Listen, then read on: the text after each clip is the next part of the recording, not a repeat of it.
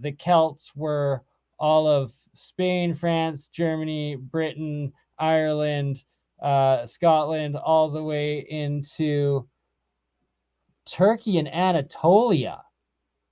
And like you were saying, they were like the original Scythians, and the Scythians are more giving credit for both the Mediterranean as well as Black Sea and even up into Siberia a bit, correct?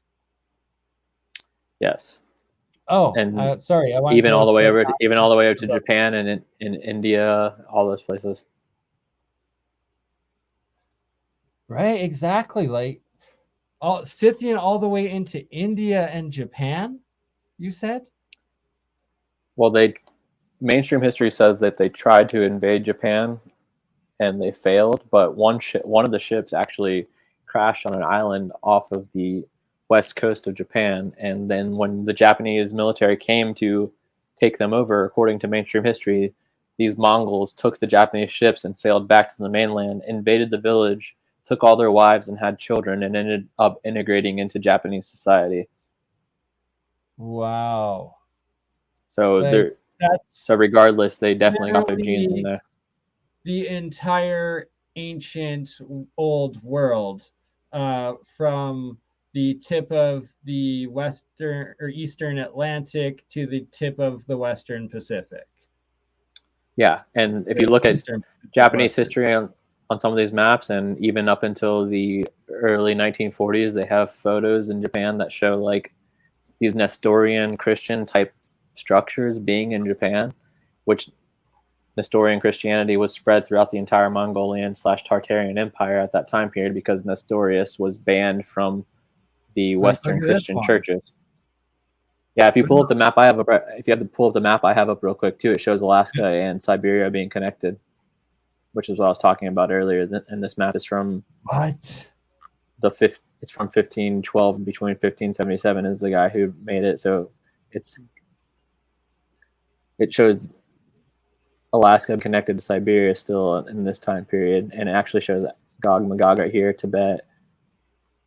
The only thing that's interesting is that in Tibet. It shows Japan right here, but it doesn't show the other islands like the Ryukyus in the northern parts of Japan. Yeah, and not in their proper shapes either. Wow. Terra Arcerat. Terra Arcerat. Wow. Yeah, I'll share this chat. I'll share this in the private chat with you too. So 60, yes, please. Man, see, these are all pre-reset maps, and it's that, was there an actual major, huge worldwide cataclysm of landmass extinction? Like, was the Younger Dryas event only 500 years ago?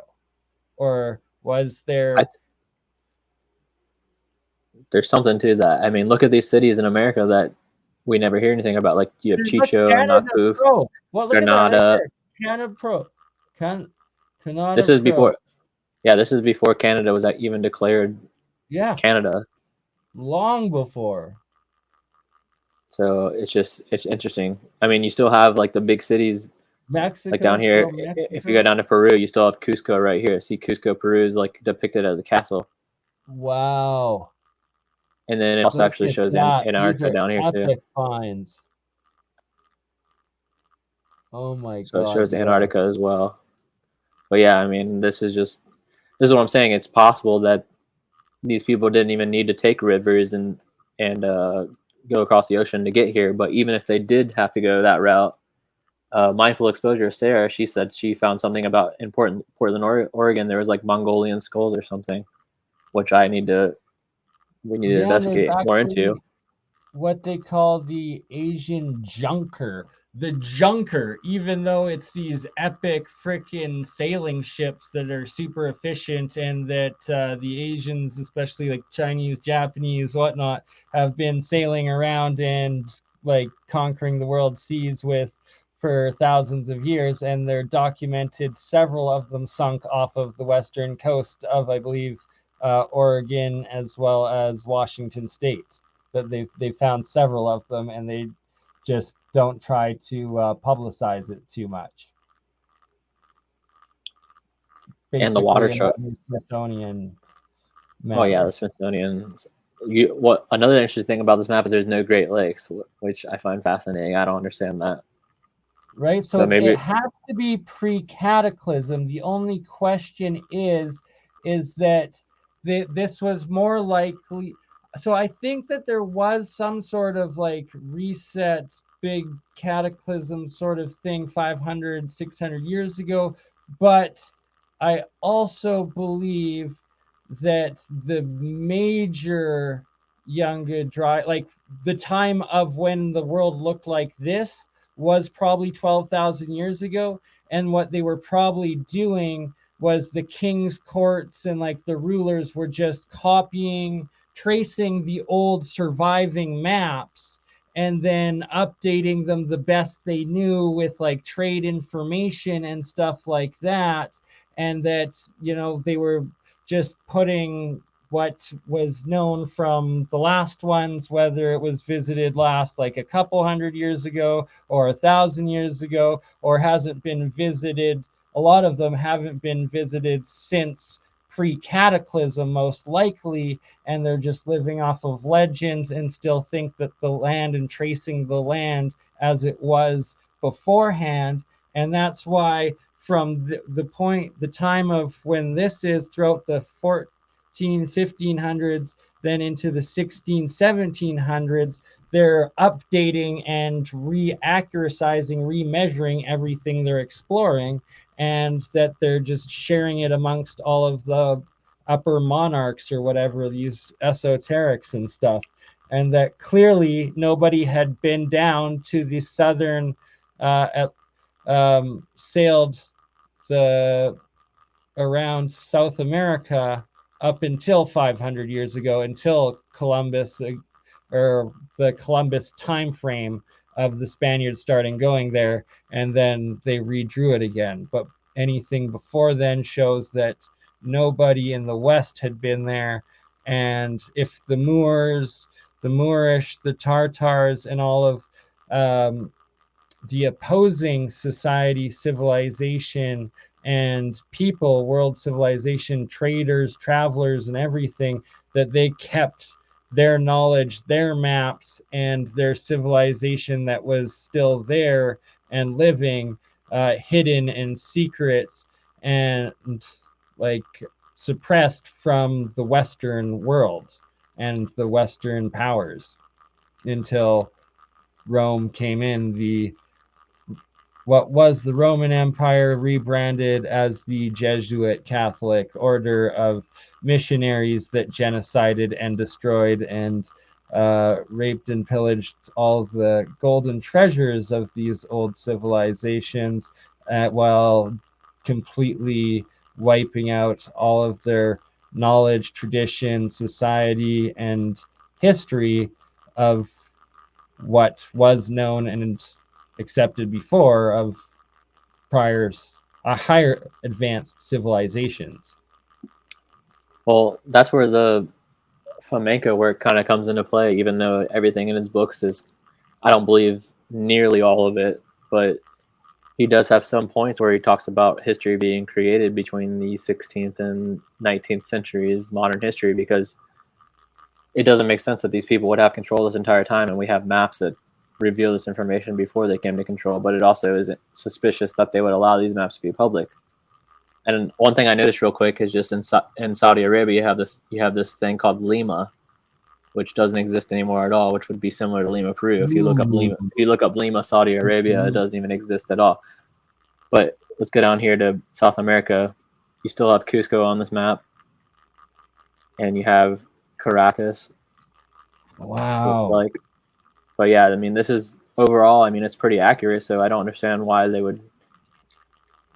This is Japan again. For some reason, it's depicted as being icy, which Hokkaido, the northern Japan, is really icy. Hokkaido, but that Hokkaido is not really up here, and they don't have the Ryukyus in the south. They just have the middle section of Japan for some reason.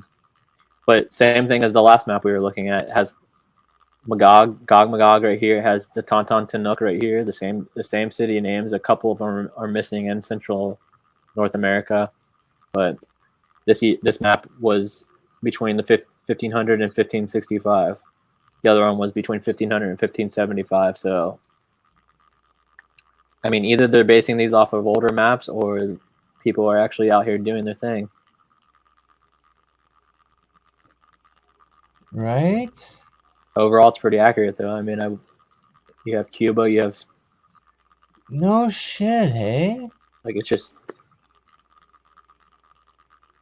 I don't see any real issues with this map besides the creatures in the ocean that you could debate never existed. Like this guy right here, who knows if they Or existed. still exist. You know what? That guy right there actually kind of looks like some of the weird shit they've been pulling up from like the trenches lately. The trenches. Like, yeah, like Mariana's Trench and shit. Look at that other one too, to the right there. Yeah, like, right, I mean, like that's why I don't... like one of those light fish things with the anglerfish. That almost looks like an anglerfish. Same with the other one kind of up there. Like, that's why I'll never... That's why I'll never travel to the sea. Okay, so real quick before we get back to what you're presenting, when was Antarctica discovered? January 27th, 1820. The biggest lie ever. Right? When was this map? When was this map made? Between 1500 and 1565. What does this say right here at the bottom of this map in the landmass called Antarctica? Antarctica. Right? What did the last map say? So it says, just in case you think that no, it doesn't say Antarctica, but there it is. This is evidence that all history is a lie over and over and over again. And that there's like, what, at least 50 maps now, I think, overall that we've found out there. That check it out. Circle Antarctica. So it is on this map. Impressive. And we haven't even looked at India and Asia and all that stuff. It could get even crazier. So yes, please zoom in more. Let's check it out real quick. Why not? Super quick. Mongol something. Right. So when was all of the Siberian Tartarian and like Scythian civilization wiped out, and what sort of devastation? Well, after Kublai Khan, could have been a full shift, maybe. It's possible because Ancient Historia has some pretty interesting videos about what's going on with the way the poles are shifting and actually heading towards Lake Baikal. Excuse me, but after Kublai Khan died, for example, the Mongol Empire basically fell apart because they had a system where instead of giving it to like the oldest son inheriting the empire, they would split it equally among the descendants. So of course, after time, that would lead to oh my civil god, wars. I didn't see Brittany. Brittany, sister, thank you so much. You bless your soul. Hugely appreciated, and that will help out. That will help 1/4 of my gas to Shambhala and back. Hopefully it's 400, maybe, probably be 5 or 6 in my truck. My God, it's insane. Jesus. See, the second half of this year, my goal is to start testing and experimenting, collecting the hydrogen, the Brown's gases, and the different fuels that I've been producing for a decade off of all of my electrolysis reactions, and that the different coils that I've created that actually have extremely high rate for such small amount of electricity going in, and start the process of learning, engineering, working with, and using that hydrogen fuel as a subsidy into a hybrid vehicle, because it's ridiculous that we have to pay like $1.50 here a liter in Western Canada, where we produce like so much freaking oil. It's insane that, like, for instance, in Iran or Russia, where it's still like I think 25 cents or 20 cents American or Canadian per liter or gallon, because it's just subsidized, or they have so much of it, produce it, that they don't rip off their citizens. But point being, we should be all at least just mixing 50% water gases into your fuel, and not burning so much what should be made into plastic instead of CO2 poison. And sorry about my little rant there. Thank you so much, Brittany. It's all good. That is a huge I thought help. she was joining. I thought she was joining the stream. I was like, damn. Yeah, Brittany, join in, sister. Or is this a consolation, excellent support birthday present, but you don't want unable to come in? It's all good. I do appreciate that, sister. That huge chunk, huge help. Ooh, it's still my birthday in the West Coast for another 23 minutes. And then it's July 18th, which was Nelson Mandela's birthday. Look at how there's Mandela also effect. that Mandela effect. The 4 different islands, or does it have Mount Meru with those islands up in the North Pole there? I don't think it does. Oh yeah. It does have the islands, but it doesn't say Mount Meru. But I remember when I was younger in elementary school, I definitely remember the globes having something at the North Pole. Oh, we can get into some ufology too, Dan. Don't you worry. Much love, brother. And we need to, when I get back in August, we will schedule a few different ufology deep dives, the anti-gravity and the disclosure into all of it, because with Jeremy Reese, with Jeremiah Pop, as well as we're going to have Walter Bosley back, Joseph Farrell together with Walter Bosley on the next one, and we'll have you, Dan, and Eric Hecker as well with Dutch Sense. And when that one finally happens, with Eric Hecker, myself, Dutch Sense, I will make sure to send you a link to join in for the second half, Dan, as you'd be perfect to hop on with it, as well as hopefully okay, you don't want Eric. You and Eric don't, man. Guys, everybody. See, I had temporarily butted heads with Eric, but he is just too amazing, and we settled our differences, and I apologized. I should have. Anyways, we're all good, and I love Eric, but I understand if. Yeah, he told me to F myself a few times too. It's all good. He's doing good work. He's under a lot of pressure. I understand. Man, if you lived in the South Pole and then Alaska for like all of your life and was exposed to a whole bunch of crazy experimental brainwave shit, who knows? Like, this is what it is.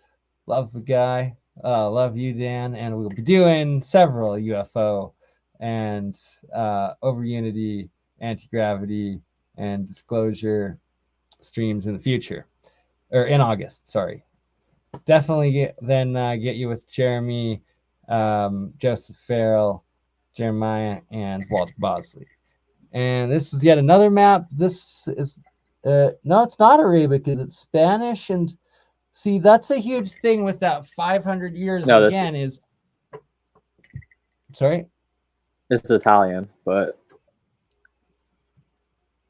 when it comes to, as far as the guys who are arguing about not wanting to do a stream together, you can learn more from your enemies than you will your friends, because your enemies will always be honest with you. So you should definitely always try to communicate with your enemies as much as possible.